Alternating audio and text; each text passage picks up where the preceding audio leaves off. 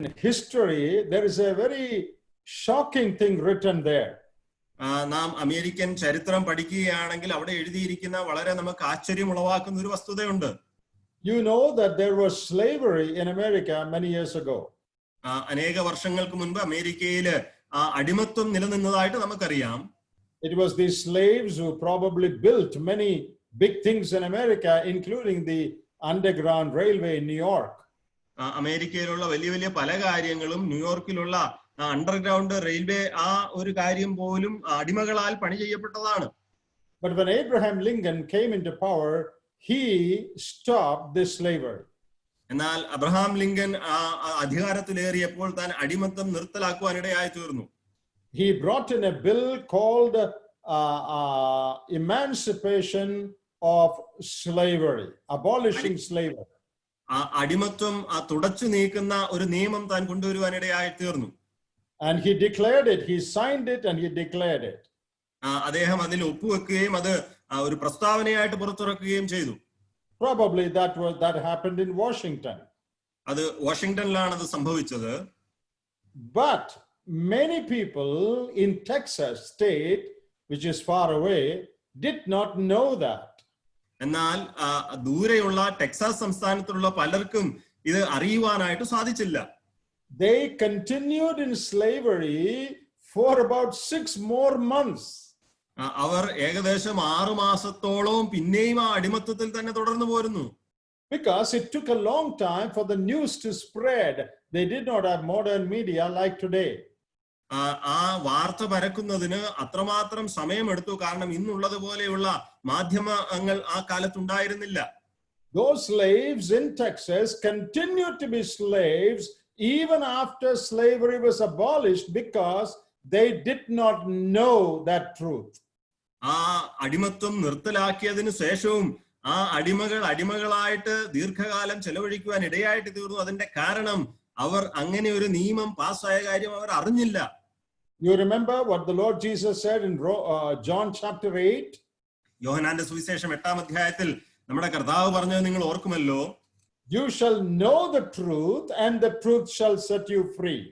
നിങ്ങൾ സത്യം അറിയുകയും സത്യം നിങ്ങളെ സ്വതന്ത്രരാക്കുകയും ചെയ്യും. Truth will not set you free if you don't know that truth. നിങ്ങൾ സത്യം അറിഞ്ഞില്ല എങ്കിൽ സത്യത്തിന് നിങ്ങളെ സ്വതന്ത്രമാക്കുവാനായിട്ട് സാധിക്കുകയില്ല. That is the condition of so many believers today. ഇന്നുള്ള അനേക വിശ്വാസികളുടെയും അവസ്ഥ ഇതാണ്. The truth is there in the scriptures. സത്യം എന്നുള്ളത് തിരുവചനത്തിലുണ്ട്. Christ has come to give us an abundant life. കർത്താവായ യേശുക്രിസ്തു നമുക്ക് സമൃദ്ധിയായ ജീവൻ നൽകുവാനാണ് കടന്നു വന്നത്. Paul said God leads us in triumph. പൗലോസ് പറയുന്നത് ദൈവം നമ്മെ ജയോത്സവമായി നടത്തുന്നു എന്നാണ്. Always, everywhere. That is what he says. എല്ലായ്പ്പോഴും എല്ലായിടത്തും എന്നാണ് പൗലോസ് പറയുന്നത്. That is the experience of Paul and that should be the experience of every child of God. അത് പൗലോസിന്റെ അനുഭവമായിരുന്നു. ഇതേ അനുഭവം തന്നെയാണ് എല്ലാ ദൈവ പൈതലിനും ഉണ്ടാകേണ്ടത്. We are more than conquerors. That is what we read in Romans chapter 8. നാം റോമാലേഖനം 8-ാം അധ്യായത്തിൽ വായിക്കുന്നത് നാം എല്ലാത്തിലും പൂർണ്ണ ജയം പ്രാപിച്ചവരാണ്. Romans 6:14 says, റോമാലേഖനം 6-ാം അധ്യായത്തിന്റെ 14-ാം വാക്യം നാം വായിക്കുന്നു. You are not, sin shall not have dominion over you because you are not under the law but under grace. നിങ്ങൾ ന്യായപ്രമാണത്തിനല്ല കൃപയ്ക്കത്തെ അധീനരാകിയാൽ പാപം നിങ്ങളുടെ മേൽ കർത്തൃത്വം നടത്തുകയില്ലല്ലോ. That verse doesn't say you will not be tempted with sinful things. നിങ്ങൾ പാപപരമായ കാര്യങ്ങൾ കൊണ്ട് പ്രലോഭിക്കപ്പെടുകയില്ല എന്നല്ല വാക്യം പറയുന്നത്. But it says sin need not have mastery over you. എന്നാൽ പാപത്തിന് നിങ്ങളുടെ മേൽ കർത്തൃത്വം ഉണ്ടാകുകയില്ല. That is the experience of a child of God. ഒരു ക്രിസ്തീയ വിശ്വാസിയുടെ ദൈവവൈതലിന്റെ അനുഭവം അതായിരിക്കണം. But look at an average Christian today. എന്നാൽ ഒരു സാധാരണ ക്രിസ്തീയ വിശ്വാസി എന്ന് നാം നോക്കുക. Though he is born again, though he is saved, താൻ വീണ്ടും ജനിച്ചവനാണെങ്കിലും താൻ രക്ഷിക്കപ്പെട്ടവനാണെങ്കിലും many of them have no victory over many sins. അവരിൽ പലർക്കും പാപത്തിന്റെ മേൽ പല പാപങ്ങളുടെ മേലും വിജയമില്ല. No victory over anger. കോപത്തിന്റെ മേൽ അവർക്ക് വിജയമില്ല. No victory over jealousy and covetousness and hatred and quarreling and bitterness and worldliness. അവർക്ക് ആ കോപത്തിന്റെ മേല്, അത്യാഗ്രഹത്തിന്റെ മേല്, അസൂയയുടെ മേല്, ലോകമയത്വത്തിന്റെ മേൽ, ഇങ്ങനെ പലതിലും അവർക്ക് വിജയമില്ല. They are tempted and they fall. They have no victory. അവർ പരീക്ഷിക്കപ്പെട്ടിട്ട് അവർ പരാജിതരായി തീരുന്നു, അവർക്ക് അതിന്റെ മേൽ വിജയമില്ല. And many Christians live a miserable, defeated Christian life year after year. അനേക ക്രിസ്തീയ വിശ്വാസികളും വർഷം തോറും ഒരു പരാജയപ്പെട്ട നിരാശാജനകമായ ക്രിസ്തീയ ജീവിതമാണ് നയിക്കുന്നത്. They have not known the declaration signed by the Lord Jesus. നമ്മുടെ കർത്താവായ യേശു ക്രിസ്തു ഒപ്പിട്ട ആ ഒരു പ്രഖ്യാപനം അവർക്ക് അറിയുകയില്ല. So they continue to be slaves. അതുകൊണ്ട് അവർ അടിമകളായിട്ട് തന്നെ തുടർന്നു പോകുന്നു. They still carry on with their bread, dry bread and plain water. അവർ ഇപ്പോഴും അവരുടെ കൈവശമുള്ള ആ ഉണക്ക റൊട്ടിയും ആ പച്ചവെള്ളവും കൈവശം കൊണ്ട് നടക്കുകയാണ്. What a sad thing that is. എത്രയോ ദുഃഖകരമായ ഒരു അനുഭവമാണത്. That was the experience of the Israelites about whom we are now studying. നാം ഇപ്പോൾ പഠിച്ചുകൊണ്ടിരിക്കുന്ന ഇസ്രായേൽ മക്കളുടെ അനുഭവം ഇത് തന്നെയായിരുന്നു. Wandering in the wilderness. മരുഭൂമിയിൽ ഉഴന്നു നടക്കുക. God has already given them the land flowing with milk and honey, but they could not possess it. ദൈവം അവർക്ക് പാലും തേനും ഒഴുകുന്ന വാഗ്ദത്തദേശം കൊടുത്തതായിരുന്നു, എന്നാൽ അത് അവർക്ക് കൈവശമാക്കുവാനായിട്ട് സാധിച്ചില്ല. Because they did not believe what God said. കാരണം ദൈവം പറഞ്ഞതിൽ അവർ വിശ്വസിച്ചില്ല. These giants are a picture of the many sins that rule in our flesh. നമ്മുടെ ജീവിതത്തിൽ നമ്മെ വാഴുന്ന അനേക പാപങ്ങളുടെ ഒരു ചിത്രമായിട്ട് ഈ മല്ലന്മാർ ഇരിക്കുന്നു. And these giants are frightening us.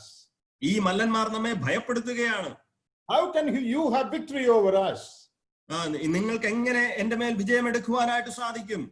You cannot come and possess this land. We are here. നിങ്ങൾക്ക് ഒരിക്കലും കടന്നു വന്ന് ഈ ദേശം കൈവശമാക്കുവാൻ സാധിക്കുകയില്ല, കാരണം ഞങ്ങൾ ഇവിടെയുണ്ട്. But once in a while you can come and take some fruits from here and enjoy it.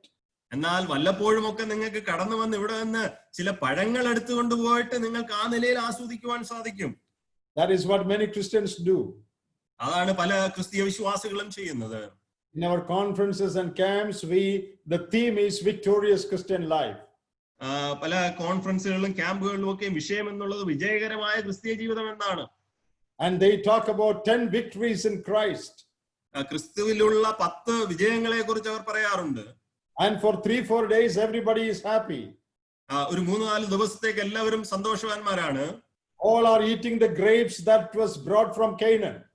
ആ കനാനിൽ നിന്ന് കൊണ്ടുവന്ന ആ മുന്തിരിപ്പഴം എല്ലാവരും ഭക്ഷിക്കുകയാണ്. Oh, victory in Christ. ക്രിസ്തുവിലുള്ള വിജയം. When the conference is over, എന്നാൽ ആ കോൺഫറൻസ് അവസാനിച്ചു കഴിയുമ്പോൾ everything is over. എല്ലാം അവസാനിച്ചു. They go back and shout at their wives as they used to do before. അവർ മടങ്ങിപ്പോയി അവരുടെ ഭാര്യമാരുടെ മേൽ ശബ്ദമുയർത്തി സംസാരിക്കും, അവർ മുൻപേ ചെയ്തു വന്നിരുന്നത് പോലെ. They continue to quarrel in the churches as they did before. അവർ മുൻപേ ചെയ്തതുപോലെ അവർ സഭയിൽ വഴക്കുണ്ടാക്കുന്നത് തുടർന്നുകൊണ്ടേയിരിക്കും. Once a year there is a grape eating session, that is all. വർഷത്തിൽ ഒരിക്കൽ ഒരു മുന്തിരിപ്പഴം തിന്നുന്ന ഒരു സമയമുണ്ട്, അത്രമാത്രം. But the scripture says it is not once a year. You can go to that land and enjoy those fruits every day of your life. എന്നാൽ തിരുവചനം പറയുന്നത് നിങ്ങൾ വർഷത്തിൽ ഒരിക്കലല്ല, നിങ്ങൾക്ക് ആ ദേശത്തിലേക്ക് കടന്നു ചെന്ന് അവിടെയുള്ള ഫലങ്ങൾ ആ വർഷത്തിന്റെ എല്ലാ സമയവും അനുഭവിക്കുവാനായിട്ട് സാധിക്കും. That is my desire as I share these words with you. നിങ്ങളുമായിട്ട് ഈ വചനം പങ്കുവെക്കുമ്പോൾ അതാണ് എന്റെ ആഗ്രഹം. All of us need to go on to higher grounds. നാം എല്ലാവരും ആ ഉന്നത തലങ്ങളിലേക്ക് പോകേണ്ടത് ആവശ്യമാണ്. I need this message and every one of you need this message. എനിക്ക് ഈ സന്ദേശം ആവശ്യമാണ്, നിങ്ങൾ എല്ലാവർക്കും ഈ സന്ദേശം ആവശ്യമാണ്. But our unbelief stops us from entering in and possessing that land flowing with milk and honey. എന്നാൽ നമ്മുടെ അവിശ്വാസം നിമിത്തം അത് നമ്മെ തടസ്സപ്പെടുത്തുന്നു ആ വാഗ്ദത്ത ദേശത്ത് പ്രവേശിക്കുവാനും അവിടെ പാർക്കുവാനും അവിടെയുള്ള പാലും തേനും അനുഭവിക്കുവാനും. That is what we see in Numbers 13 and 14. അതാണ് നാം സംഖ്യാപുസ്തകം 13-14 അധ്യായങ്ങളിൽ കാണുന്നത്.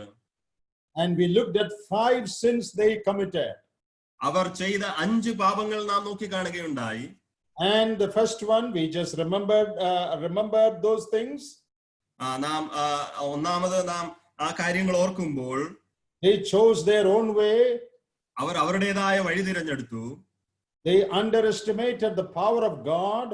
അവർ ദൈവത്തിന്റെ ശക്തിയെ വില കുറച്ച് കണ്ടു. They walked by sight and not by faith. അവർ കാഴ്ചയാൽ നടന്നു, വിശ്വാസത്താൽ നടന്നില്ല. They cried for the wrong reason.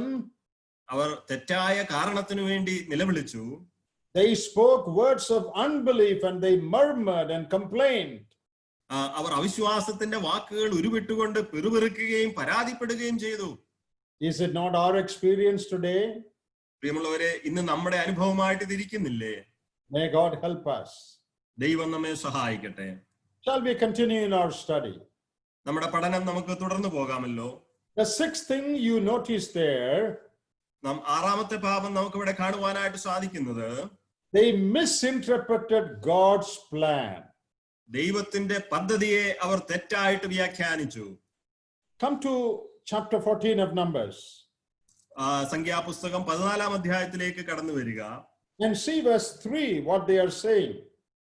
അവിടെ 3-ാം അധ്യായത്തിൽ അവർ എന്താണ് പറയുന്നതെന്ന് നോക്കുക. And wherefore hath the Lord brought us unto this land to fall by the sword, that our wives and our children should be a prey? Were it not better for us to return into Egypt? അവിടെ നാം വായിക്കുന്നത്, വാളാൽ വീഴേണ്ടതിന് യഹോവ ഞങ്ങളെ ആ ദേശത്തിലേക്ക് കൊണ്ടുപോകുന്നത് എന്തിന്? ഞങ്ങളുടെ ഭാര്യമാരും മക്കളും കൊള്ളയായി പോകുമല്ലോ. മിസ്രൈമിലേക്ക് മടങ്ങിപ്പോകുകയല്ലയോ ഞങ്ങൾക്ക് നല്ലത്. Why has God brought us to this land? എന്തിനു വേണ്ടിയാണ് ദൈവം ഞങ്ങളെ ഈ ദേശത്തേക്ക് കൊണ്ടുവന്നത്? What did they say? അവരെന്താണ് പറഞ്ഞത്? To fall by the sword. വാളാൽ വീഴേണ്ടതിനു വേണ്ടി. To kill us. ഞങ്ങളെ കൊല്ലേണ്ടതിനു വേണ്ടി. God brought us here to kill us. ദൈവം ഞങ്ങളെ ഇവിടെ കൊണ്ടുവന്നത് ഞങ്ങളെ കൊല്ലുന്നതിന് വേണ്ടിയാണ് ഇവിടേക്ക് കൊണ്ടുവന്നത്. So that we will fall by the sword. ഞങ്ങൾ വാളാൽ വീഴേണ്ടതിന് വേണ്ടിയാണ് ഇവിടെ കൊണ്ടുവന്നത്. So that our wives and children will become a prey. ഞങ്ങളുടെ ഭാര്യമാരും മക്കളും കൊള്ളയായി പോകേണ്ടതിന് വേണ്ടി. What terrible words. എത്രയോ മോശമായ വാക്കുകളാണ് അവർ സംസാരിച്ചത്. Is that the reason why God brought them out from Egypt? Mizraim ദേശത്ത് നിന്ന് ഇതിനു വേണ്ടി ഈ ഒരു കാരണത്തിന് വേണ്ടിയാണോ ദൈവം അവരെ മിസ്രൈമിൽ നിന്നും കൊണ്ടുവന്നത്? Just think for a minute about it. അതിനെക്കുറിച്ച് അല്പസമയം നിങ്ങൾ ചിന്തിക്കുക. Why did God take them out of Egypt? എന്തുകൊണ്ടാണ് ദൈവം അവരെ മിസ്രൈമിൽ നിന്നും പുറത്തു കൊണ്ടുവന്നത്? We already read earlier in our study. നാം നമ്മുടെ പഠനത്തിൽ മുൻപേ അത് വായിച്ചിട്ടുള്ളതാണ്. Exodus chapter 3 verses 7 and 8. പുറപ്പാട് പുസ്തകം 3-ാം അധ്യായത്തിന്റെ 7-8 വാക്യങ്ങൾ. God appeared to Moses in the burning bush. ദൈവം മോശയ്ക്ക് മുൾപടർപ്പിൽ പ്രത്യക്ഷനായി. And God says, I have seen the affliction of my people in Egypt. മിസ്രൈമിലുള്ള എന്റെ ജനത്തിന്റെ കഷ്ടത ഞാൻ കണ്ടു എന്ന് ദൈവം പറയുന്നു. I have heard their cry. ഞാൻ അവരുടെ നിലവിളി കേട്ടു. The taskmasters are inflicting great sufferings on them. ഊഴിയവിചാരകന്മാർ അവരുടെ മേൽ വലിയ കഷ്ടതയാണ് ഏൽപ്പിക്കുന്നത്. And they are being beaten mercilessly. യാതൊരുവിധമായ കരുണയും കൂടാതെ അവർ അടിക്കുകയാണ്. They are asked to make bricks without giving them the raw material to make it. അവർക്ക് ഇഷ്ടിക ഉണ്ടാക്കുവാനുള്ള ഉപകരണങ്ങൾ കൊടുക്കാതെ തന്നെ ഇഷ്ടിക ഉണ്ടാക്കുവാൻ അവരോട് ആവശ്യപ്പെടുകയാണ്. And these taskmasters are beating them. They are really in trouble and they are crying out. ഈ ഊഴിയവിചാരകന്മാർ അവരെ മർദ്ദിക്കുകയാണ്. അവർ വളരെയധികം പ്രശ്നത്തിലാണ്. അവർ നിലവിളിക്കുകയാണ്. God heard their cry. ദൈവം അവരുടെ നിലവിളി കേട്ടു. God says, I heard your cry and I have come down. ഞാൻ നിങ്ങളുടെ നിലവിളി കേട്ട് ഞാൻ ഇറങ്ങി വന്നിരിക്കുന്നു. I have come down to take you out of this land and to take you to a land flowing with milk and honey. ഞാൻ നിങ്ങളെ ഈ ദേശത്ത് നിന്ന് വിടുവിച്ച് നിങ്ങളെ പാലും തേനും ഒഴുകുന്ന ഒരു ദേശത്തേക്ക് നിങ്ങളെ കൂട്ടിക്കൊണ്ടുപോകും. But what are these people saying? എന്നാൽ ഈ ജനം എന്താണ് പറയുന്നത്? God brought us out here to kill us. ദൈവം ഞങ്ങളെ ഇവിടേക്ക് കൊണ്ടുവന്നത് ഞങ്ങളെ കൊല്ലുവാനാണ്. Well, if it was to kill them, God need not have taken them from Egypt. All of them would have died under their taskmasters. അവരെ കൊല്ലുവാനായിരുന്നെങ്കിൽ ദൈവത്തിന് അവരെ മിസ്രൈമിൽ നിന്നും പുറത്തു കൊണ്ടുവരേണ്ട ആവശ്യമില്ലായിരുന്നു. അവരുടെ ഊഴവിചാരകന്മാർ തന്നെ അവരെ കൊന്നേനെ. They would have died in their slavery. അവരുടെ അടിമത്വത്തിൽ തന്നെ അവർ മരിക്കുമായിരുന്നു. Wicked words indeed. ദുഷ്ടത നിറഞ്ഞ വാക്കുകളാണ് തീർച്ചയായിട്ടും ഇത്. Look at Deuteronomy chapter 4. ആവർത്തന പുസ്തകം 4-ാം അധ്യായത്തിലേക്ക് നോക്കുക. And see verses 37 and 38. അതിന്റെ 37-38 വാക്യങ്ങൾ നോക്കുക. In verse 37, God says, because he loved your fathers, therefore he chose their seed after them. 37-ാം വാക്യത്തിൽ ദൈവം പറയുകയാണ്, നിന്റെ പിതാക്കന്മാരെ സ്നേഹിച്ചതുകൊണ്ട് അവൻ അവരുടെ സന്തതിയെ തിരഞ്ഞെടുത്തു. And brought them out of Egypt. നിന്നെ ആ മിസ്രൈമിൽ നിന്നും പുറപ്പെടുവിച്ചു. And verse 38, to bring them into and to give this land for an inheritance. നിങ്ങൾക്ക് ഒരു അവകാശമായിട്ട് ഈ ദേശത്തെ നൽകി തരേണ്ടതിനു വേണ്ടി. Why did God bring them out of Egypt? എന്തിനു വേണ്ടിയാണ് ദൈവം അവരെ മിസ്രൈമിൽ നിന്നും പുറപ്പെടുവിച്ചത്? According to the Israelites, it is to kill them by the sword. Israel മക്കളുടെ വാക്കുകൾ പ്രകാരം അവരെ വാളാൽ കൊല്ലേണ്ടതിനു വേണ്ടി. So that our wives and children will perish. അത് മുഖാന്തരം അവരുടെ ഭാര്യമാരും മക്കളും കൊള്ളയായി പോകും, നശിച്ചു പോകും. But what did we read here? എന്നാൽ നാം ഇവിടെ എന്താണ് വായിക്കുന്നത്? Because God loved their fathers, God brought them out to this land. ദൈവം അവരുടെ പിതാക്കന്മാരെ സ്നേഹിച്ചത് കൊണ്ട് ദൈവം അവരെ ഈ ദേശത്തേക്ക് കൂട്ടിക്കൊണ്ടുവന്നു. Look at Deuteronomy chapter 6 and verse 23. ആവർത്തന പുസ്തകം 6-ാം അധ്യായത്തിന്റെ 23-ാം വാക്യം നോക്കുക. There also we read of God's purpose in bringing them out of Egypt. അവരെ മിസ്രൈമിൽ നിന്നും പുറപ്പെടുവിച്ചതിന്റെ ആ ഉദ്ദേശം നമുക്ക് അവിടെ കാണുവാനായിട്ട് സാധിക്കുന്നുണ്ട്. Deuteronomy 6:23 says, and he brought us out from thence that he might bring us in to give us the land which he sware unto our fathers. ഞങ്ങളെയോ താൻ നമ്മുടെ പിതാക്കന്മാരോട് സത്യം ചെയ്ത ദേശം തരുവാൻ അതിൽ നിന്ന് കൊണ്ടുവന്നാക്കേണ്ടതിന് അവിടെ നിന്നും പുറപ്പെടുവിച്ചു. God had made a promise to their fathers. അവരുടെ പിതാക്കന്മാരോട് ദൈവം ഒരു വാഗ്ദത്തം ചെയ്തിരുന്നു. That God will give them this land. ഈ ദേശം അവർക്ക് കൊടുക്കുമെന്നുള്ള വാഗ്ദത്തം. God brought them out to fulfill his promise to their fathers. അവരുടെ പിതാക്കന്മാരോട് ചെയ്ത വാഗ്ദത്തം നിവർത്തിക്കേണ്ടതിന് വേണ്ടിയാണ് ദൈവം അവരെ പുറപ്പെടുവിച്ചത്. It is because he loved them. കാരണം ദൈവം അവരെ സ്നേഹിച്ചത് കൊണ്ടാണ്. Because he heard their cry. അവരുടെ നിലവിളി കേട്ടതുകൊണ്ട്. To give them a land of abundance. ഒരു സമൃദ്ധിയുടെ ദേശം അവർക്ക് നൽകേണ്ടതിന് വേണ്ടി. That was God's plan. അതായിരുന്നു ദൈവത്തിന്റെ ഉദ്ദേശം എന്നുള്ളത്. But what are these people saying now? എന്നാൽ ഇപ്പോൾ ഈ ജനം എന്താണ് പറയുന്നത്? They misinterpret God's plan. ദൈവത്തിന്റെ പദ്ധതിയെ അവർ തെറ്റായി വ്യാഖ്യാനിക്കുവാനായിട്ടിടയായിട്ട് തീർന്നു. They question God's intention in bringing them out of Egypt. ആ ദൈവം അവരെ മിസ്രൈമിൽ നിന്നും പുറത്തു കൊണ്ടുവന്നതിന്റെ ഉദ്ദേശത്തെ അവർ ചോദ്യം ചെയ്യുകയാണ്. Oh, we know why God brought us here. It is to trouble us.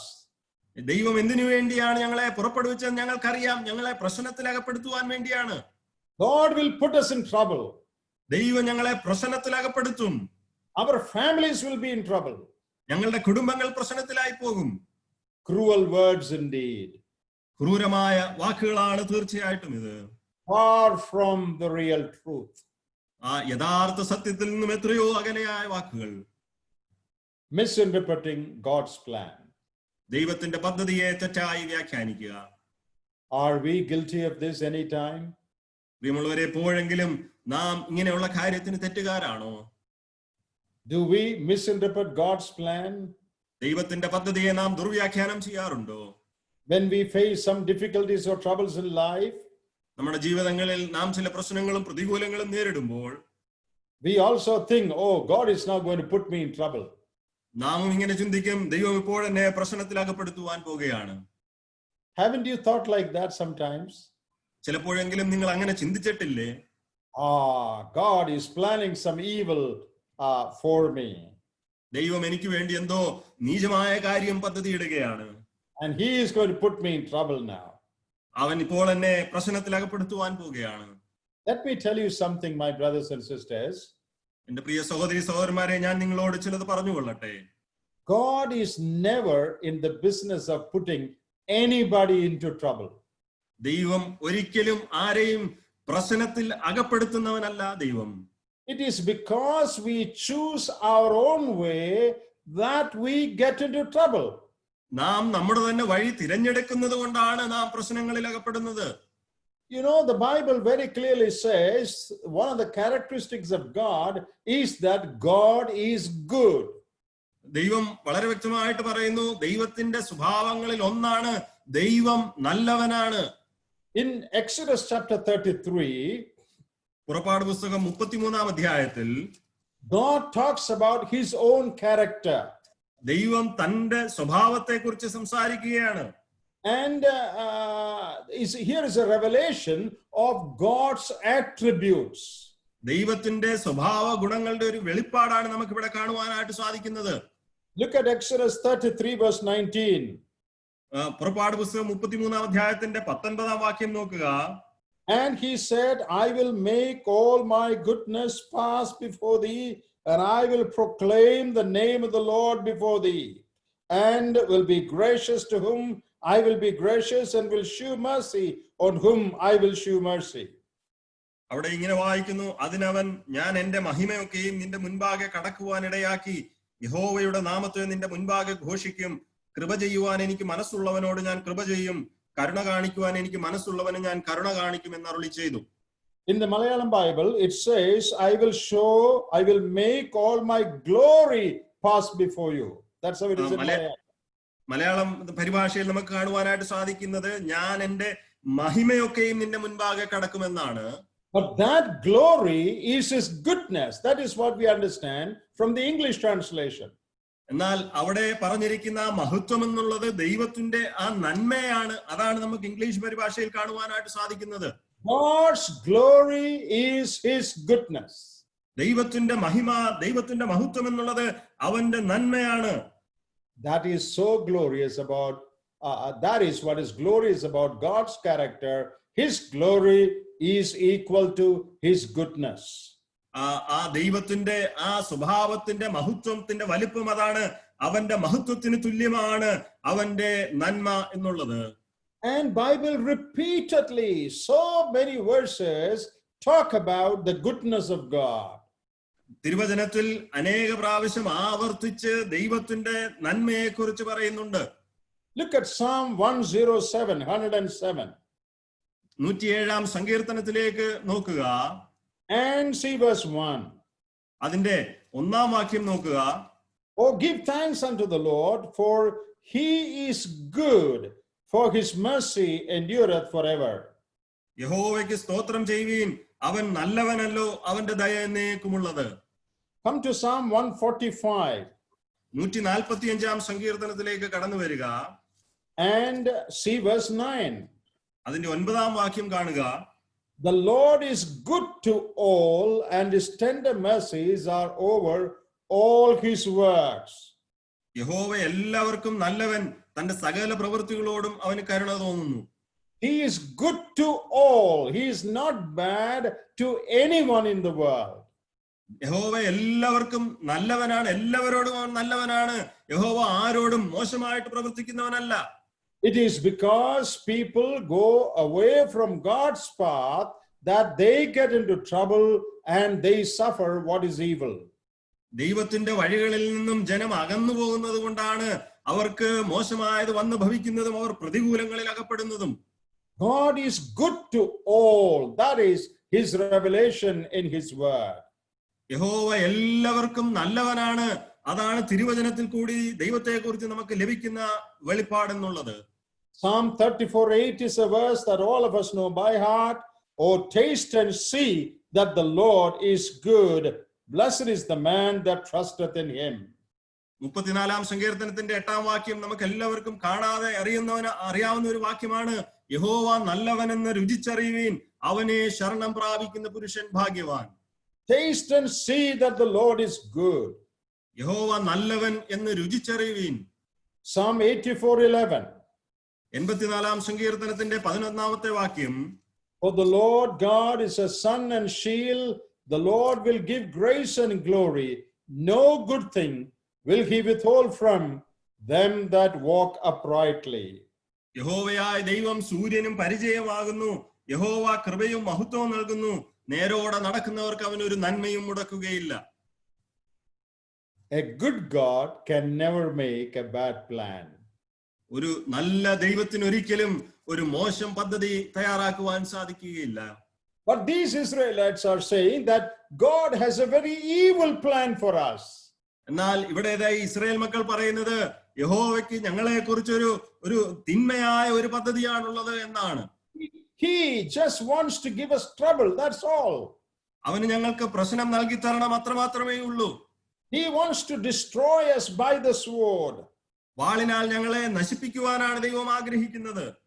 But their scriptures, the Old Testament, repeatedly said God is good to all, but they did not believe that. എന്നാൽ അവരുടെ തന്നെ തിരുവചനം ആ പഴയ നിയമത്തിൽ ആകമാനം കാണുവാൻ സാധിക്കുന്നത് യഹോവ എല്ലാവർക്കും നല്ലവനെന്നാണ്. എന്നാൽ അവർ അതിൽ വിശ്വസിച്ചില്ല. In the New Testament, we read the same thing. പുതിയ നിയമത്തിലും നാം ഇതേ കാര്യം തന്നെയാണ് വായിക്കുന്നത്. In Romans chapter 12 and verse 2, റോമാലേഖനം 12-ാം അധ്യായത്തിന്റെ 2-ാം വാക്യത്തിൽ we read 3 qualifications about God's will. It says it is good, acceptable, and perfect will of God. അവിടെ ദൈവത്തിന്റെ ആ ദൈവഹിതത്തെ പറ്റി 3 ഗുണങ്ങൾ നമുക്ക് കാണുവാനായിട്ട് സാധിക്കും. അത് നന്മയുള്ളതാണ്, പ്രസാദമുള്ളതാണ്, പൂർണ്ണതയുള്ളതാണ്. The first one, it is good. ഒന്നാമത്തേത് അത് നന്മയുള്ളതാണ്. It is because it is good, it is acceptable to all. അത് നന്മയുള്ളതായതുകൊണ്ട് അതെല്ലാവർക്കും പ്രസാദകരമായതാണ്. And it is called perfect. That means there can be nothing better than that. അതിനെ പൂർണ്ണതയുള്ളതാണെന്ന് വിളിച്ചിരിക്കുന്നു. അതിന്റെ കാരണം എന്നുള്ളത് അതിനേക്കാൾ മെച്ചമായ മറ്റൊന്ന് കാണുവാൻ സാധിക്കുകയില്ല. Because God is good, all his will also is good. ദൈവം നല്ലവനായതുകൊണ്ട് അവന്റെ എല്ലാ ഹിതവും അങ്ങനെ തന്നെ ആയിരിക്കും. Speaking to Israel in the Old Testament again, Israel മക്കളോട് പഴയ നിയമത്തിൽ സംസാരിക്കുമ്പോൾ in Jeremiah chapter 29 and verse 11, യെരമ്യാവിന്റെ പുസ്തകം 29-ാം അധ്യായത്തിന്റെ 11-ാമത്തെ വാക്യം, this is basically about Israel primarily. ഇത് പ്രധാനമായിട്ടും ഇസ്രായേലിനെ കുറിച്ചുള്ളതാണ്. But we also are the people of God, and therefore I think this is applicable to us also. നാമും ദൈവജനമായിരിക്കാൽ ഇത് നമുക്കും പ്രായോഗികമാണ് എന്നാണ് ഞാൻ കരുതുന്നത്. 29:11 says, For I know the thoughts that I think toward you, saith the Lord, thoughts of peace and not of evil, to give you an expected end. നിങ്ങൾ പ്രത്യാശിക്കുന്ന ശുഭമായി വരുവാൻ തക്കവണ്ണം ഞാൻ നിങ്ങളെ കുറിച്ച് നിരൂപിക്കുന്ന നിരൂപണങ്ങൾ ഇന്നവ എന്ന് ഞാൻ അറിയുന്നു. അവ തിന്മയ്ക്കല്ല നന്മയ്ക്കത്രയുള്ള നിരൂപണങ്ങൾ എന്ന് യഹോവയുടെ അരുളപ്പാട്. Here God talks about his thoughts. ഇവിടെ ദൈവം തന്റെ നിരൂപണങ്ങളെ കുറിച്ച് സംസാരിക്കുകയാണ്. What God is thinking about his people, what God is planning for his people. ദൈവം എന്താണ് തന്റെ ജനത്തെ കുറിച്ച് നിരൂപിക്കുന്നത്, തന്റെ ജനത്തിനു വേണ്ടി എന്താണ് ദൈവം പദ്ധതി ഇടുന്നത് എന്നാണ് ദൈവം ഇവിടെ പറയുന്നത്. God says it is not of any evil. അത് ഒരിക്കലും തിന്മയ്ക്കല്ല എന്നാണ് ദൈവം പറയുന്നത്. I want to give you a good end. അതിനൊരു നല്ല അവസാനം വരുത്തുവാൻ, ഒരു ശുഭഭാവി വരുത്തുവാനാണ് ഞാൻ ആഗ്രഹിക്കുന്നത്. They are thoughts of peace. അത് സമാധാനത്തിന്റെ ശാന്തിയുടെ ചിന്തകളാണ്. We can continue to read many verses like this.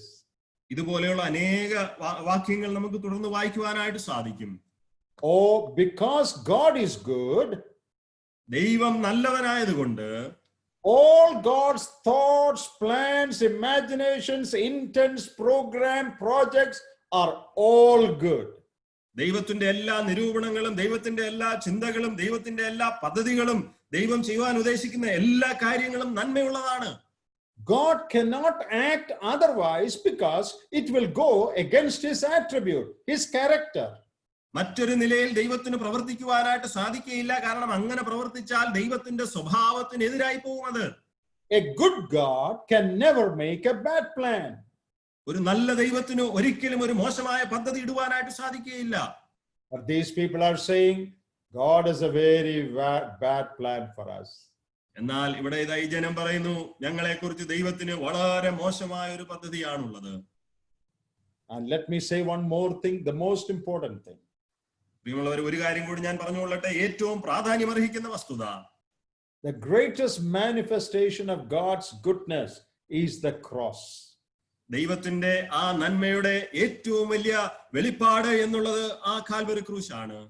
In Romans 5:8 we read, God manifests his love for us in that while we were yet sinners, Christ died for the ungodly. Romans 5 and verse 8. റോമാലേഖനം 5-ാം അധ്യായത്തിന്റെ 8-ാം വാക്യത്തിൽ നാം വായിക്കുന്നത്, ക്രിസ്തുവോ നാം പാപികളായിരിക്കുമ്പോൾ തന്നെ നമുക്ക് വേണ്ടി മരിക്കയാൽ ദൈവം തനിക്ക് നമ്മോടുള്ള സ്നേഹത്തെ പ്രദർശിപ്പിക്കുന്നു. If God was not interested in our well-being, there was no need for him to come and die on that cross. ദൈവത്തിന് നമ്മുടെ നന്മയെ കുറിച്ച് യാതൊരു ചിന്തയുമില്ലായിരുന്നുവെങ്കിൽ തനിക്ക് ഒരിക്കലും ഭൂമിയിലേക്ക് കടന്നു വന്ന കാൽവരി ക്രൂശിൽ മരിക്കേണ്ടി വരികയില്ലായിരുന്നു. All of us would have perished in an eternal hell forever. നാം എന്നേക്കുമായിട്ട് ആ നിത്യനരകത്തിൽ നാം എല്ലാവരും നശിച്ചു പോകുമായിരുന്നു. If God came down in the person of Christ and died on the cross, no one should say ever that God is not good. ദൈവം കർത്താവായ യേശു ക്രിസ്തുവിന്റെ രൂപത്തിൽ ഈ ഭൂമിയിലേക്ക് ഇറങ്ങി വന്ന് നമുക്ക് വേണ്ടി ആ ക്രൂശിൽ മരിച്ചുവെങ്കിൽ ആർക്കും പറയുവാനായിട്ട് സാധിക്കില്ല ദൈവം നല്ലവനല്ല എന്ന്. If God erected a cross on Mount Calvary, that is the greatest expression of the fact that God is good to all. ആ കാൽവരി കുന്നിൽ ദൈവം ഒരു ക്രൂശ് ഉയർത്തിയെങ്കിൽ ആ ദൈവം എല്ലാവരെയും സ്നേഹിക്കുന്നു, ദൈവം നല്ലവനാണെന്നുള്ള ഏറ്റവും വലിയ പ്രദർശനമായിട്ട് അതിരിക്കുന്നു. The cross is not for some people, it is for the whole world. ഈ ക്രൂശ് എന്നുള്ളത് ചിലർക്ക് വേണ്ടി മാത്രമുള്ളതല്ല, മുഴുവൻ ലോകത്തിനും വേണ്ടിയുള്ളതാണ്. And Romans 8:32 says, റോമാലേഖനം 8-ാം അധ്യായത്തിന്റെ 32-ാം വാക്യം പറയുന്നു, he that spared not his own son but delivered him up for us all, how shall he not with him give us all things? സ്വന്തം പുത്രനെ ആദരിക്കാതെ നമുക്ക് എല്ലാവർക്കും വേണ്ടി ഏൽപ്പിച്ചു തന്നവൻ അവനോടുകൂടെ സകലവും നമുക്ക് നൽകാതിരിക്കുമോ? We can go on and on and on talking about how good God is. ഈ ദൈവം എത്രയോ നല്ലവനാണെന്ന് നമുക്ക് തുടർന്നും തുടർന്നും തുടർന്നും സംസാരിച്ചു കൊണ്ടേയിരിക്കുവാൻ സാധിക്കും. But here they questioned the very character of God. ഇവിടെ ഇതാ അവർ ആ ദൈവത്തിന്റെ സ്വഭാവത്തെയാണ് ചോദ്യം ചെയ്യുന്നത്. That is what we also do when we complain. ഇത് തന്നെയാണ് നാമും പരാതിപ്പെടുമ്പോൾ ചെയ്യാറുള്ളത്. When we complain against God, നാം ദൈവത്തിനെതിരെ പരാതിപ്പെടുമ്പോൾ, though we may not say that with our lips, നമ്മുടെ നാവ് കൊണ്ട് നാം അത് പറഞ്ഞില്ല എങ്കിൽ പോലും we are actually saying, God, you are not good. നാം യഥാർത്ഥത്തിൽ പറയുന്നത് ദൈവമേ അങ്ങ് നല്ലവനല്ല എന്നാണ്. How it should grieve the heart of a loving God to hear his people say that he has bad and evil intentions for them. തന്റെ ജനം തന്നെ കുറിച്ച് പറയുന്നത് ദൈവത്തിന് ഞങ്ങളെ കുറിച്ച് മോശമായ ഉദ്ദേശങ്ങളും മോശമായ പദ്ധതിയും ഉണ്ട് എന്ന് പറയുമ്പോൾ എത്രയോ വലിയ വേദനയാണ് ആ സ്നേഹവാനായ ദൈവത്തിന്റെ ഹൃദയത്തിൽ ഉണ്ടാകുന്നത്. Dear brothers and sisters, never say that about God. പ്രിയ സഹോദരി സഹോദരന്മാരെ, ഒരിക്കലും ദൈവത്തെ കുറിച്ച് അങ്ങനെ പറയരുത്. And in verse 2 of chapter 14, they said, oh, it was good if he had died in the wilderness. ആ 14-ാം അധ്യായത്തിന്റെ 2-ാം വാക്യത്തിൽ അവർ പറയുന്നു, മിസ്രയീം ദേശത്ത് വെച്ച് ഞങ്ങൾ ഈ മരുഭൂമിയിൽ വെച്ച് ഞങ്ങൾ മരിച്ചു പോയെങ്കിൽ കൊള്ളാമായിരുന്നു. They say that is our desire. അതാണ് ഞങ്ങളുടെ ആഗ്രഹം എന്നാണ് അവർ പറയുന്നത്. It is better that we die in the wilderness than go into the land of Canaan and be killed by the giants. ആ കനാൻ ദേശത്തിലേക്ക് പോയി ആ മല്ലന്മാരാൽ കൊല്ലപ്പെടുന്നതിനേക്കാൾ നല്ലത് മരുഭൂമിയിൽ വെച്ച് മരിക്കുകയായിരുന്നു എന്നാണ് അവർ പറയുന്നത്. And God told them, according to your faith, be it unto you. ദൈവം അവരോട് പറഞ്ഞു, നിങ്ങളുടെ വിശ്വാസം പോലെ തന്നെ നിങ്ങൾക്ക് ഭവിക്കട്ടെ. And what happened to them? അവർക്ക് എന്താണ് സംഭവിച്ചത്? Most of them died in the wilderness. അവരിൽ പലരും ആ മരുഭൂമിയിൽ മരിച്ചു വീണു. In verse 28 and 29 it says, your dead bodies shall fall in this wilderness. അവിടെ 28ഉം 29ഉം വാക്യത്തിൽ നാം വായിക്കുന്നത്, ഈ മരുഭൂമിയിൽ നിങ്ങളുടെ ശവം വീഴും. That is what they wanted. അതായിരുന്നു അവർക്ക് ആവശ്യമായിരുന്നത്. Oh, we better let our bodies fall dead in this wilderness. ഈ മരുഭൂമിയിൽ തന്നെ ഞങ്ങൾ മരിച്ചു വീണെങ്കിൽ കൊള്ളാമായിരുന്നു. And God said, all right, I will grant your desire and you will die in this wilderness. ദൈവം അവരോട് പറഞ്ഞു, ശരി, നിങ്ങളുടെ ആഗ്രഹം ഞാൻ സഫലീകരിച്ചു തരാം, നിങ്ങൾ ഈ മരുഭൂമിയിൽ മരിച്ചു വീഴും. Be careful when you talk to God. ദൈവത്തോട് സംസാരിക്കുമ്പോൾ നിങ്ങൾ സൂക്ഷിച്ചുകൊള്ളുക. Don't talk nonsense to God. If God allows it, you will be in trouble. ഒരിക്കലും അർത്ഥമില്ലാത്ത കാര്യങ്ങൾ ദൈവത്തോട് സംസാരിക്കരുത്. അത് ദൈവം അനുവദിക്കുകയാണെങ്കിൽ നിങ്ങൾ പ്രശ്നത്തിൽ അകപ്പെടും. Say that God is good, and let all those who love God say that God is good. യഹോവ നല്ലവനാണെന്ന് പറയുക. അതെ, ദൈവത്തെ സ്നേഹിക്കുന്ന എല്ലാവരും പറയട്ടെ, യഹോവ നല്ലവനാണ്. I think this is one of the most wicked statements they made in these whole 2 chapters. ഈ 2 അധ്യായങ്ങളിലും വെച്ച് അവർ സംസാരിച്ച ഏറ്റവും മോശമായ പ്രസ്താവനയായിട്ട് ഇതിരിക്കുന്നു എന്നാണ് ഞാൻ കരുതുന്നത്. That God has bad intentions for us. ഞങ്ങളെ കുറിച്ച് ദൈവത്തിന് തെറ്റായ ഉദ്ദേശങ്ങളാണുള്ളത്. May we never make that mistake of accusing God of evil intentions concerning our life. നമ്മുടെ ജീവിതങ്ങളെ കുറിച്ച് ദൈവത്തിന് തെറ്റായ ഉദ്ദേശമാണ് എന്നുള്ള ആ കുറ്റപ്പെടുത്തലുകൾ ഒരിക്കലും നമുക്ക് ചെയ്യാതിരിക്കാം. That would grieve the heart of God and hurt his love. അത് ദൈവത്തിന്റെ ഹൃദയത്തെ വേദനിപ്പിക്കുകയും അവന്റെ സ്നേഹത്തെ മുറിപ്പെടുത്തുകയും ചെയ്യും. I want to show you another sin they committed. അവർ ചെയ്ത മറ്റൊരു പാപം നിങ്ങളെ കാണിക്കുവാൻ ഞാൻ ആഗ്രഹിക്കുന്നു. 7th one. 7ാമത്തെ പാപം. We read that in verses 3 and 4. അത് നാം 3ഉം 4ഉം വാക്യങ്ങളിൽ നാം വായിക്കുന്നുണ്ട്. Were it not better for us to return into Egypt? മിസ്രയീമിലേക്ക് മടങ്ങി പോകുകയല്ലയോ ഞങ്ങൾക്ക് നല്ലത്? And verse 4, they said one to another, let us make a captain and let us return into Egypt. 4ാം വാക്യത്തിൽ, നാം ഒരു തലവനെ നിശ്ചയിച്ച് മിസ്രയീമിലേക്ക് മടങ്ങി പോകുക എന്നും അവർ തമ്മിൽ പറഞ്ഞു. This is a great joke. ഇതൊരു വലിയ തമാശയായിട്ടിരിക്കുന്നു. Let's go back to Egypt. നമുക്ക് മിസ്രയീമിലേക്ക് മടങ്ങി പോകാം. Can you imagine the foolishness of that plan?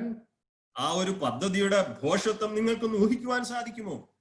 God's plan is to bring them out of Egypt, and they are planning to go back into Egypt. ദൈവത്തിന്റെ പദ്ധതി എന്നുള്ളത് അവരെ മിസ്രയീമിൽ നിന്നും പുറപ്പെടുവിക്കുമെന്നതിനാണ്. എന്നാൽ അവരിതാ മിസ്രയീമിലേക്ക് മടങ്ങി പോകുന്നതിനായിട്ട് പദ്ധതി ഇടുന്നു. You know, when they were in Horeb, our ഹോരേബിലായിരുന്നപ്പോൾ, you read this in Exodus 32, പുറപ്പാട് പുസ്തകം 32ാം അധ്യായത്തിൽ നാം ഇത് വായിക്കുന്നുണ്ട്. they made a golden calf. അവരൊരു സ്വർണ്ണ കാളക്കുട്ടിയെ, പൊന്നുകൊണ്ടൊരു കാളക്കുട്ടിയെ ഉണ്ടാക്കി. And they said, this is the God who brought us out of Egypt. ഇത് മിസ്രയീം ദേശത്ത് നിന്ന് നമ്മളെ കൊണ്ടുവന്ന ആ ദൈവം ഇതാകുന്നു എന്ന് അവർ പറഞ്ഞു. Oh, this calf brought us out of Egypt. ഈ കാളക്കുട്ടി ഞങ്ങളെ മിസ്രയീം ദേശത്ത് നിന്ന് പുറപ്പെടുവിച്ചു കൊണ്ടുവന്നു. Now they want a captain to take them back to Egypt. ഇപ്പോഴിതാ അവരെ തിരികെ മിസ്രയീമിലേക്ക് കൊണ്ടുവന്നതിന് അവർക്കൊരു തലവനെ ആവശ്യമായിരിക്കുന്നു. Calf takes us out of Egypt and a captain takes us back into Egypt. ഒരു കാളക്കുട്ടി ഞങ്ങളെ മിസ്രയീമിൽ നിന്ന് പുറപ്പെടുവിച്ചു, ഒരു തലവൻ ഞങ്ങളെ മിസ്രയീമിലേക്ക് തിരികെ കൊണ്ടുപോകുന്നു. What foolishness they are talking. അവർ എത്രയോ ഭോഷത്വമാണ് സംസാരിക്കുന്നത്. You know, unbelief takes your common sense away. പ്രിയമുള്ളവരെ, ആ അവിശ്വാസം എന്നുള്ളത് നമ്മുടെ സാമാന്യ ബുദ്ധിയെ എടുത്തു കളയും. When your heart is gripped by unbelief, when your heart is full of unbelief, you lose even your common sense. നാം നമ്മുടെ ഹൃദയം അവിശ്വാസത്താൽ പിടിപ്പെടുമ്പോൾ, നമ്മുടെ ഹൃദയം അവിശ്വാസത്താൽ നിറയുമ്പോൾ നമ്മുടെ സാമാന്യ ബുദ്ധി നമ്മിൽ നിന്നും നീങ്ങിപ്പോകും. What is the sin they committed here? ഇവിടെ അവർ ചെയ്ത പാപം എന്താണ്? They plotted to go against God's plan. ദൈവത്തിന്റെ പദ്ധതിക്കെതിരായിട്ട് നീങ്ങുവാൻ അവർ പദ്ധതി ഇടുന്നു. God's plan, take them out of Egypt. Their plan, go back to Egypt. ദൈവത്തിന്റെ പദ്ധതി എന്നുള്ളത് അവരെ മിസ്രൈമിൽ നിന്ന് പുറപ്പെടുവിക്കുക. ഈ ഇസ്രായേൽ മക്കളുടെ പദ്ധതി എന്നുള്ളത് തിരികെ മിസ്രൈമിലേക്ക് മടങ്ങി പോകുക. Can you imagine a journey without Moses, the pillar of cloud and pillar of fire and manna and all the blessings? പ്രിയമുള്ളവരെ, നിങ്ങൾക്ക് ഊഹിക്കുവാൻ കഴിയുമോ? മോശയെ കൂടാതെ, അഗ്നിസ്തംഭത്തെ കൂടാതെ, ആ മേഘസ്തംഭത്തെ കൂടാതെ, ആ മന്ന കൂടാതെ ഒരു യാത്ര അവരുടെ ജീവിതത്തിൽ ഊഹിക്കുവാൻ പോലും നമുക്ക് സാധിക്കുമോ? Suppose they are going back. അവർ ഒരുപക്ഷെ മടങ്ങി പോകുന്നെന്നിരിക്കട്ടെ. What kind of a journey that will be? അത് ഏത് നിലയിലുള്ള ഒരു യാത്രയായിരിക്കും അത്? Will it be very comfortable? വളരെ സുഖകരമായ ഒരു യാത്രയായിരിക്കുമോ? What will they do when they reach Red Sea? അവർ ചെങ്കടലിൽ എത്തുമ്പോൾ എന്തവർ ചെയ്യും? Their new captain will stretch his hand and the Red Sea will part into two. അവരുടെ തലവൻ ആ കരം ആ ചെങ്കടലിന് നേരെ നീട്ടി അതിനെ രണ്ടാക്കി മാറ്റുമെന്ന് അവർക്കറിയാമോ? Is it possible? അത് സാധ്യമാകുമോ? The new captain, can he rend the Red Sea into two? അവരുടെ പുതിയ തലവന് ആ ചെങ്കടലിനെ രണ്ടായിട്ട് വിഭാഗിക്കുവാനായിട്ട് സാധിക്കുമോ? What will they eat? അവർ എന്ത് ഭക്ഷിക്കും? Will manna fall from heaven automatically? ആ സ്വർഗത്തിൽ നിന്നും മന്ന ആ നിലയിൽ തന്നെ താഴേക്ക് വീഴുമോ? How will they have shadow during the daytime? How can they create a pillar of cloud? അവർക്ക് ആ ദിവസങ്ങളിൽ അല്ലെങ്കിൽ ആ പകലിൽ എങ്ങനെ അവർക്ക് തണൽ ലഭിക്കും? അവർക്ക് എങ്ങനെ ഒരു മേഘസ്തംഭം സൃഷ്ടിക്കുവാനായിട്ട് സാധിക്കും? Night, how will they make a lamp or a light, a pillar of fire to lighten their camps? രാത്രികാലങ്ങളിൽ അവരുടെ പാളയത്തെ പ്രകാശപൂരിതമാക്കുവാൻ അവർക്ക് എങ്ങനെ ഒരു അഗ്നിതൂണ് സൃഷ്ടിക്കുവാനായിട്ട് സാധിക്കും? Imagine them going back with a new leader. ഒരു പുതിയ തലവനെയും കൊണ്ട് അവർ മടങ്ങി പോകുന്നു ഊഹിക്കുക. It will be utter confusion and disaster in the wilderness. അത് മരുഭൂമിയിൽ അവരുടെ ജീവിതത്തെ സംബന്ധിച്ച് വലിയ ആശയക്കുഴപ്പത്തിലേക്കും വലിയ ദുരന്തത്തിലും ആയിരിക്കും കലാശിക്കുന്നത്.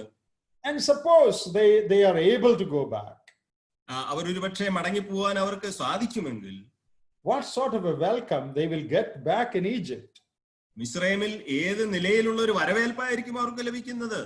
Will they be treated as kings and queens in Egypt when they get back? അവർ മടങ്ങി ചെല്ലുമ്പോൾ അവരെ മിസ്രൈമിൽ രാജാക്കന്മാരും രാജ്ഞിമാരുമായിട്ട് പരിഗണിക്കുമോ?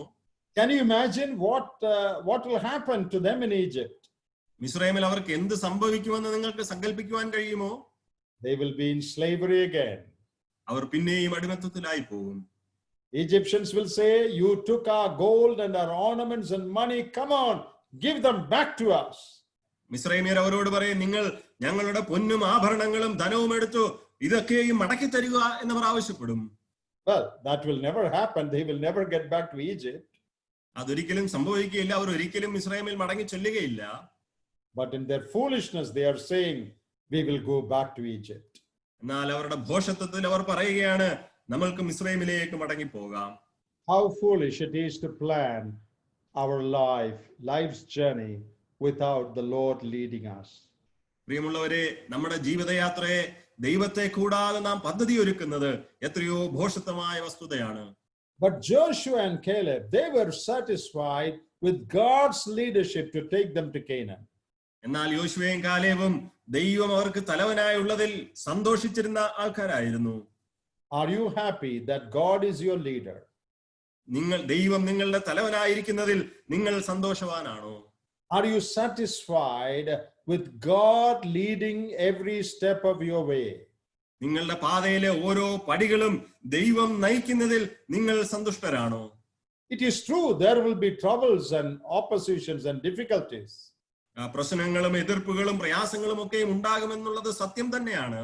Even Joshua and Caleb, they also would have to face difficulties as they tried to possess the land.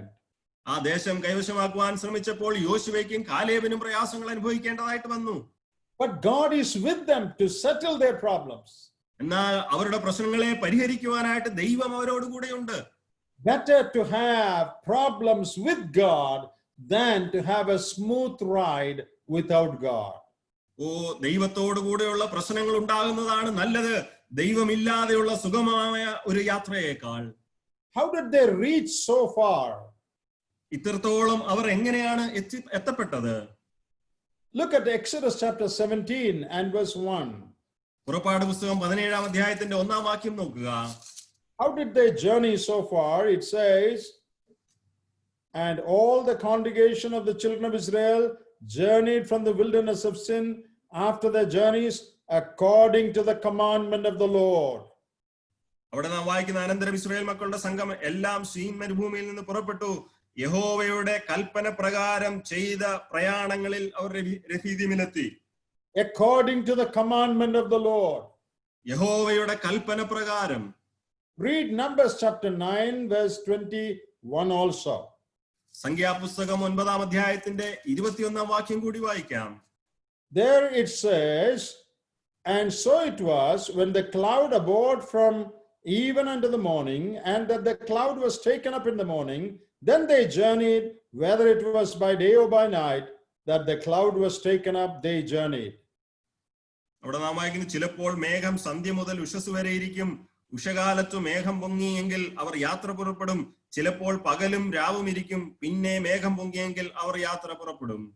Verse 23 says, at the command of the Lord they rested in the tents, and at the commandment of the Lord they journeyed. 23-ാം വാക്യത്തിൽ യഹോവയുടെ കൽപ്പന പോലെ അവർ പാളയമിറങ്ങുകയും യഹോവയുടെ കൽപ്പന പോലെ യാത്ര പുറപ്പെടുകയും ചെയ്യും. So how did they reach so far? ഇത്രത്തോളം അവർ എങ്ങനെയാണ് എത്തിയത്? At the command of the Lord. യഹോവയുടെ കൽപ്പന പ്രകാരം. God would tell them where to stay, how long to stay, and God will tell them when to start their journey.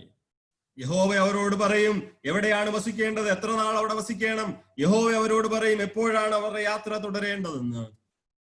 If they choose a new captain, ഒരു പുതിയ തലവനെ അവർ തിരഞ്ഞെടുത്താൽ, planning against God, ദൈവത്തിന്റെ ഹിതത്തിന് എതിരായിട്ട് ആസൂത്രണം ചെയ്തുകൊണ്ട്, who will lead them? ആരവരെ നയിക്കും? Who will give them commandment to stay and to journey?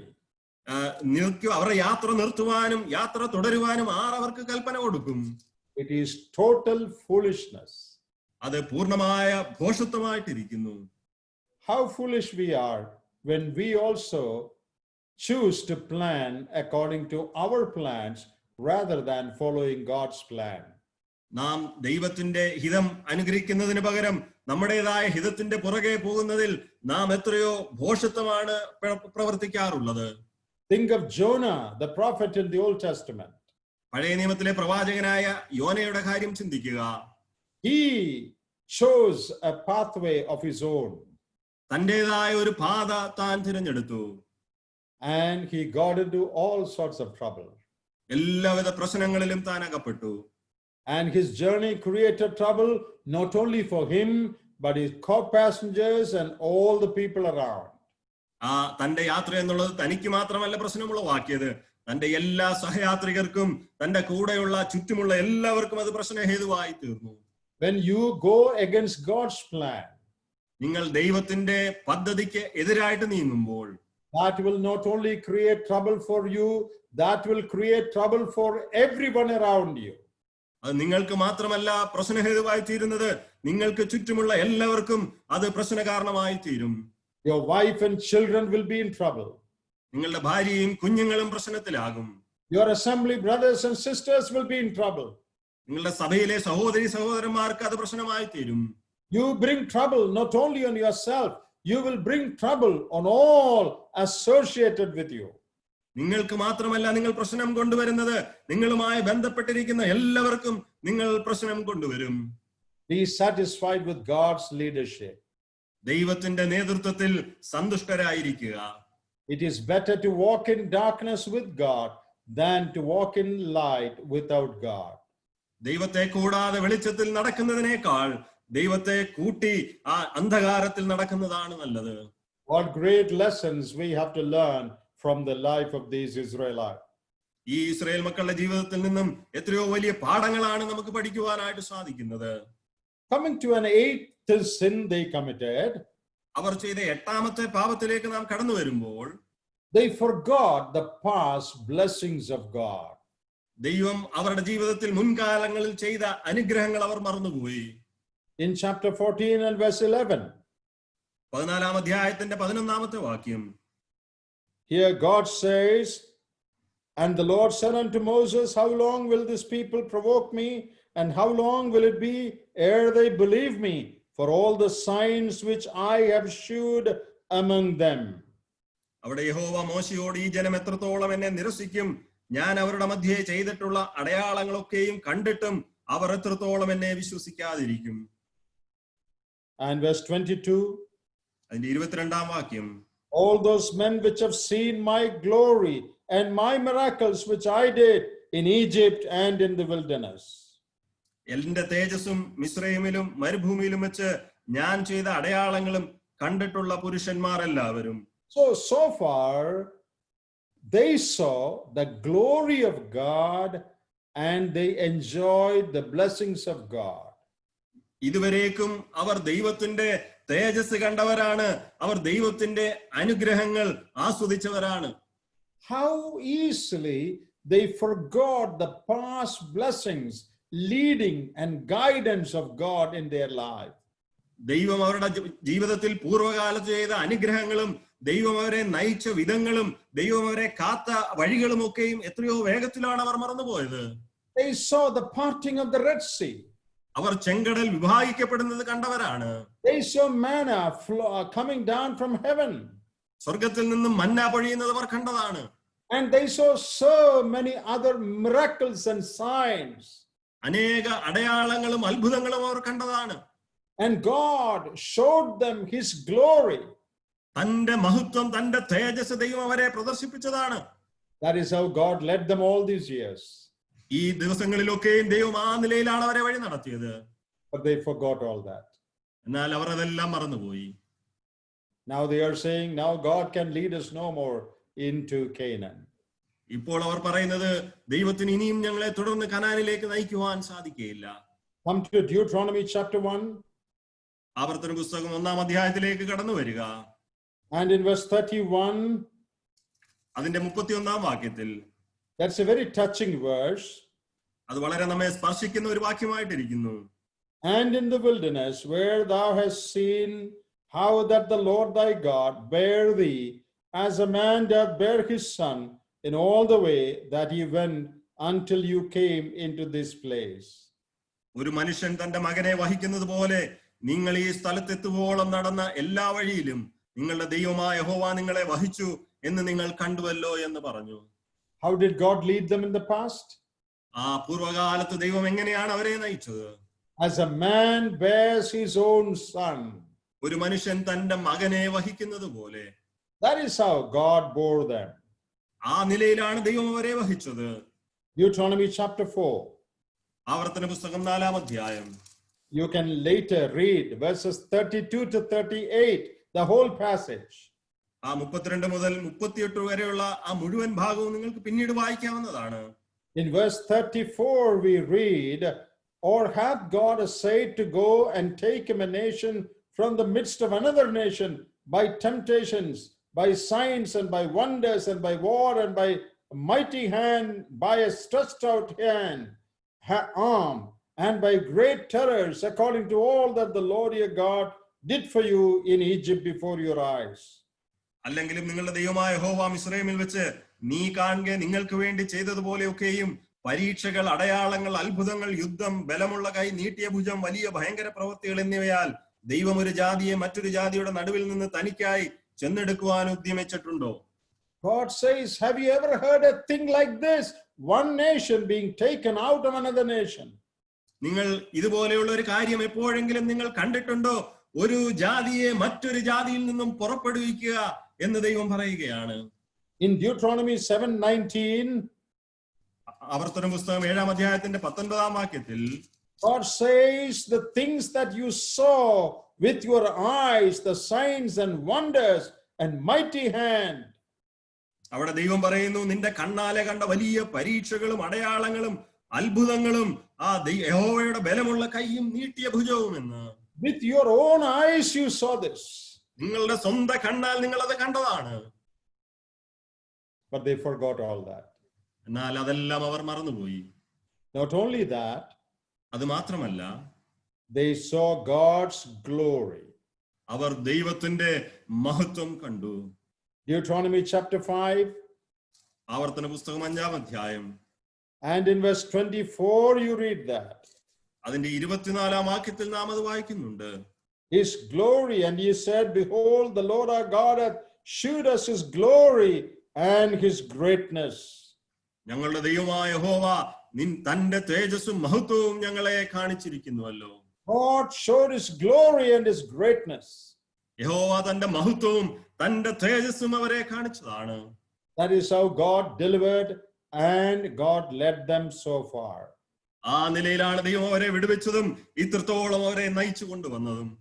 In Exodus chapter 24, പുറപ്പാട് പുസ്തകം 24-ാം അധ്യായത്തിൽ and in verse 17, അതിന്റെ 17-ാം വാക്യത്തിൽ, and the sight of the glory of the Lord was like devouring fire on the top of the mount in the eyes of the children of Israel. യഹോവയുടെ തേജസ്സിന്റെ കാഴ്ച പർവ്വതത്തിന്റെ മുകളിൽ കത്തുന്ന തീ പോലെ ഇസ്രായേൽ മക്കൾക്ക് തോന്നി.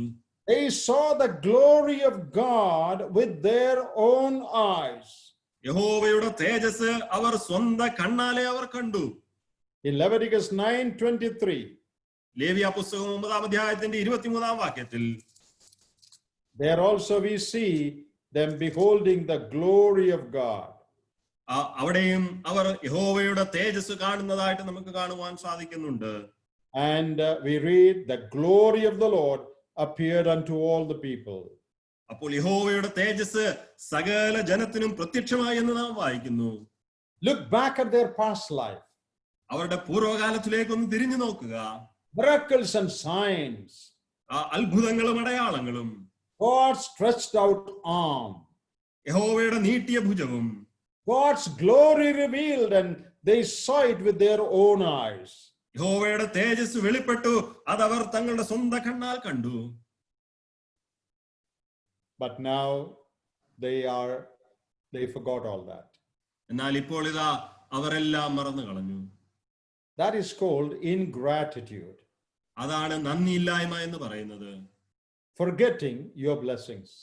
നിങ്ങളുടെ അനുഗ്രഹങ്ങളെ മറന്നു കളയുന്ന അനുഭവം. In Psalm 103 verse 2 it says, forget not all his benefits.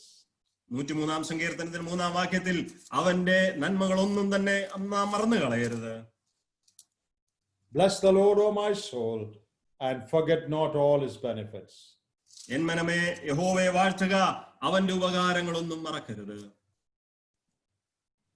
In Romans chapter 1 and verse 21, റോമാലേഖനം 1-ാം അധ്യായത്തിന്റെ 21-ാം വാക്യത്തിൽ, there is a charge against humanity. മാനവ സമൂഹത്തിനെതിരെ ഒരു കുറ്റം നമുക്ക് ഇവിടെ കാണുവാനായിട്ട് സാധിക്കും. God says they were ungrateful. അവർ നന്ദി കാണിച്ചില്ല എന്നാണ് ദൈവം പറയുന്നത്.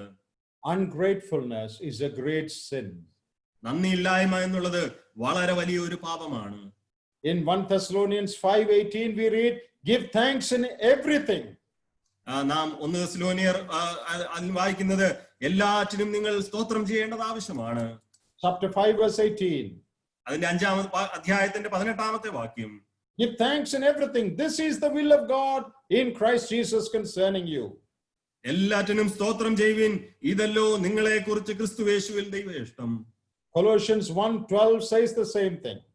കൊലോസ്യ ലേഖനം 1-ാം അധ്യായത്തിന്റെ 12-ാം വാക്യവും ഇത് തന്നെയാണ് പറയുന്നത്. Colossians 3:15 says the same thing. കൊലോസ്യ ലേഖനം 3-ാം അധ്യായത്തിന്റെ 15-ാം വാക്യവും ഇത് തന്നെയാണ് പറയുന്നത്. Verses 16 and 17 also say the same thing. അതിന്റെ 16-ഉം 17-ഉം വാക്യങ്ങൾ അത് തന്നെയാണ് പറയുന്നത്. Ephesians 5:20 says the same thing. എഫേസ്യ ലേഖനം 5-ാം അധ്യായത്തിന്റെ 20-ഉം അത് തന്നെയാണ് പറയുന്നത്. Give thanks always for all things to God the Father.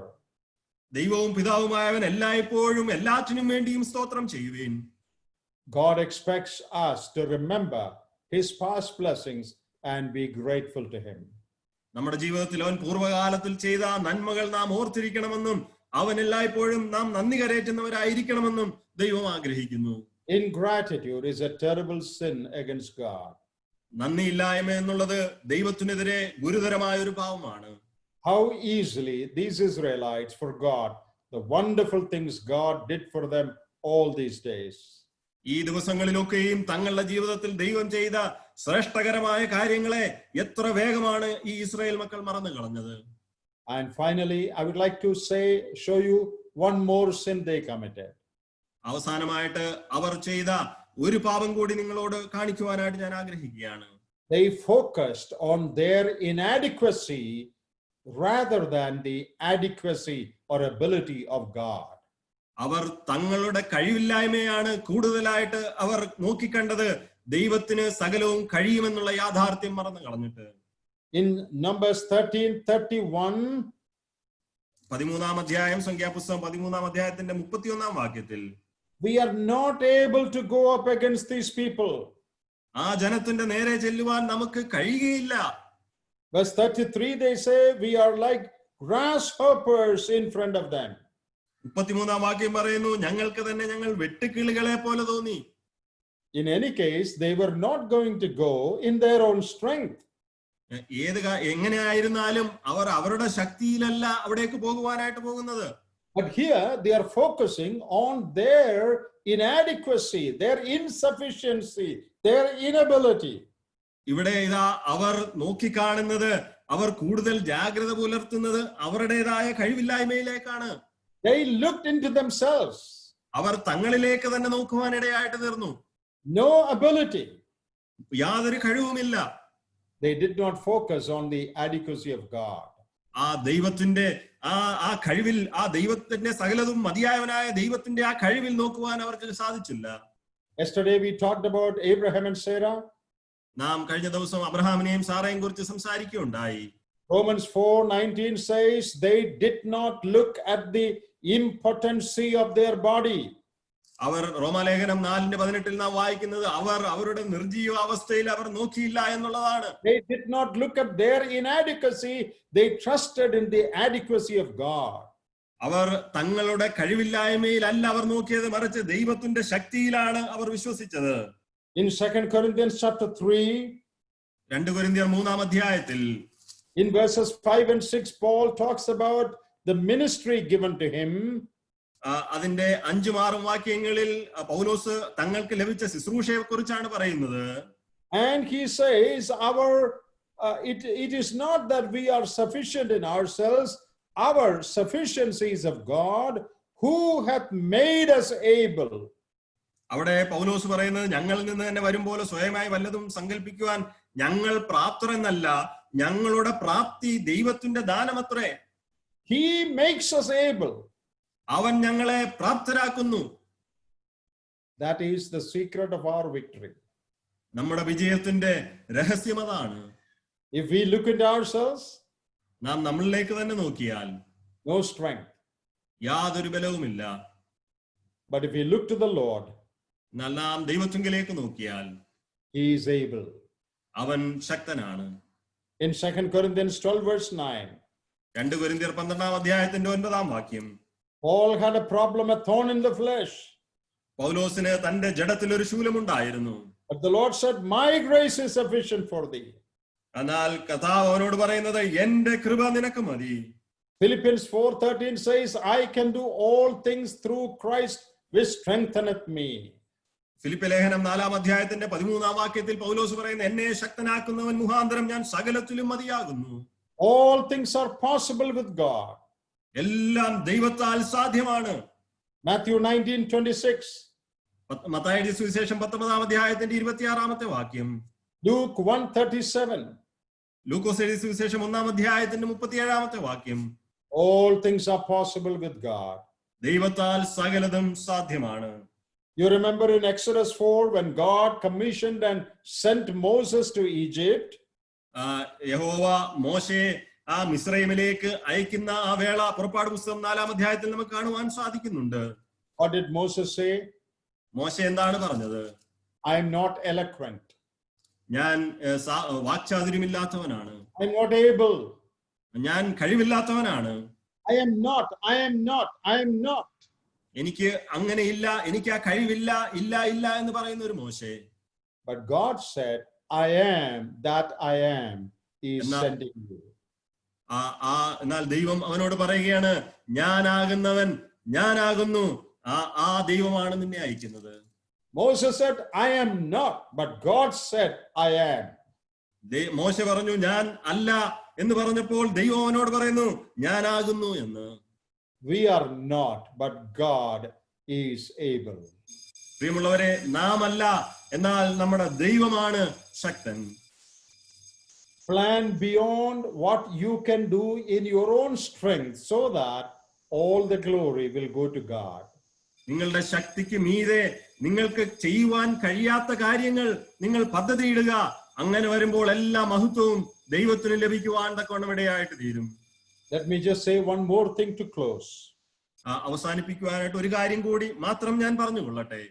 In chapter 14 and verse 8, 14-ാം അധ്യായത്തിന്റെ 8-ാം വാക്യത്തിൽ, you know, the Joshua and Caleb, they say, if the Lord is pleased with us, then he will bring us into this land. അവിടെ യോശുവയും കാലേബും പറയുന്നത്, യഹോവ നമ്മിൽ പ്രസാദിക്കുന്നു എങ്കിൽ അവൻ നമ്മെ പാലും തേനും ഒഴുകുന്ന ആ ദേശത്തേക്ക് കൊണ്ടുചെല്ലും. The opposite of that is written in 1 Corinthians 10. അതിന്റെ വിപരീതമുള്ള കാര്യമാണ് 1 കൊരിന്ത്യർ 10-ാം അധ്യായത്തിൽ എഴുതിയിരിക്കുന്നത്. The Lord was not pleased with them, and so he overthrew them in the wilderness. അവിടെ നാം വായിക്കുന്നതെങ്കിൽ അവരിൽ മിക്ക പേരിലും ദൈവം പ്രസാദിച്ചില്ല, അവരെ മരുഭൂമിയിൽ തള്ളിയിട്ട് കളഞ്ഞു. Verse 5, 1 Corinthians 10:5. 1 കൊരിന്ത്യർ 10-ാം അധ്യായത്തിന്റെ 5-ാമത്തെ വാക്യത്തിൽ, 1 Corinthians 10 verse 5. 1 കൊരിന്ത്യർ 10-ാം അധ്യായത്തിന്റെ 5-ാമത്തെ വാക്യം. Compare these two verses. ഈ രണ്ട് വാക്യങ്ങളോടെ ഒന്ന് താരതമ്യം ചെയ്യുക. God was not pleased with them, so he threw them in the wilderness. ദൈവം അവരിൽ പ്രസാദിച്ചില്ല, അതുകൊണ്ട് അവരെ മരുഭൂമിയിൽ തള്ളിയിട്ട് കളഞ്ഞു. Joshua and Caleb say, if God is pleased with us, he will take us into Canaan. എന്നാൽ യോശുവയും കാലേബും പറഞ്ഞു, യഹോവ നമ്മിൽ പ്രസാദിക്കുന്നുവെങ്കിൽ അവൻ നമ്മെ കനാൻ ദേശത്തേക്ക് കൊണ്ടുചെല്ലും. One final question. ഒരു അവസാനമായി ഒരു ചോദ്യം. What is the mark of the fact that God is pleased with our life? നമ്മുടെ ജീവിതത്തെ കുറിച്ച് ദൈവം പ്രസാദിക്കുന്നു എന്നുള്ളതിന്റെ ആ അടയാളം എന്തായിട്ടിരിക്കുന്നു? Many people think getting money and promotion and becoming rich, that is God's mark of blessing. പലരും ചിന്തിക്കുന്നത് ധാരാളം ധനം ലഭിക്കുകയും പ്രൊമോഷൻ ലഭിക്കുകയും വലിയ കാര്യങ്ങൾ നേടുകയും ചെയ്യുന്നതാണ് ദൈവം നമ്മുടെ ജീവിതത്തെ കുറിച്ച് പ്രസാദിക്കുന്നതിന്റെ അടയാളം എന്നാണ്. That is not true. All the big Arabs who do not believe in God, our God, they also get all this. എന്നാൽ അതൊരിക്കലും സത്യമല്ല. നമ്മുടെ ദൈവത്തിൽ വിശ്വസിക്കാത്തവർ എത്രയോ വലിയ ധനവാന്മാരാണ് ഇവിടെയുള്ളവർ എന്ന് നമുക്ക് മനസ്സിലാക്കുവാൻ സാധിക്കും. So many atheists, they have all this. നിരീശ്വരവാദികളായ മിക്കവാറും പേർക്ക് ഇതെല്ലാം ഉള്ളതാണ്. Is God pleased with them? അവരിൽ ദൈവം പ്രസാദിച്ചിരിക്കുന്നുവോ? No.